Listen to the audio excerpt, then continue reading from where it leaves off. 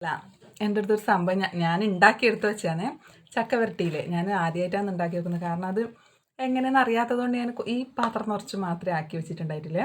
അപ്പോൾ ഇതിൻ്റെ പകുതി ഇത്രയും എടുത്തിട്ട് ഞാൻ ചക്കയുടെ ഉണ്ടാക്കി. അപ്പോൾ നല്ല രസമുണ്ട്. ശരിക്കും നമ്മൾ അന്നേരം ഉണ്ടാക്കിയ ചക്കയുടെ പോലെ തന്നെ ഉണ്ടായിനെ. അപ്പോൾ ഇങ്ങനെ കഴിക്കാൻ നല്ല രസമുണ്ട്. അതുകൊണ്ട് ഇതിങ്ങനെ തന്നെ തിന്ന് തീരെ. ഇൻഷാ അല്ലാഹ് ഇനി അടുത്ത പ്രാവശ്യം നമുക്ക് നല്ലോണം എടുത്ത് വെക്കണം. അന്നേരം നമുക്ക് ഇങ്ങനെ കഴിക്കാമല്ലോ. ഇലയുടെ ഒന്നും ചക്കയുടെ ഇലയാക്കി കഴിക്കാമല്ലോ. അങ്ങനെ കഴിക്കാൻ നല്ല രസമുണ്ട്. അപ്പം ഞാൻ ഉണ്ടല്ലോ ഇതൊരു ബ്രെഡിൽ തേച്ചിട്ട് അങ്ങനെ കഴിച്ചോക്കാൻ വിചാരിച്ചു. അപ്പം ഞാൻ ഈ ബ്രെഡിലുണ്ടല്ലോ ഹാഫിൽ ഇങ്ങനെ തേച്ച് കൊടുത്തിട്ടുണ്ട്. കണ്ടാ, ഇങ്ങനെ തേച്ച് കൊടുത്തിട്ടുണ്ടേ.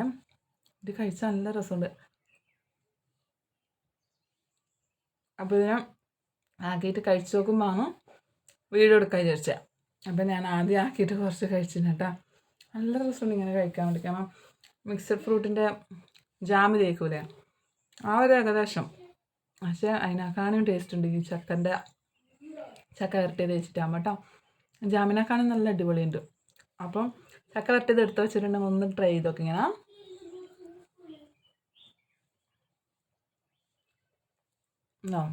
നല്ല രസമുണ്ട് ശരിക്കും.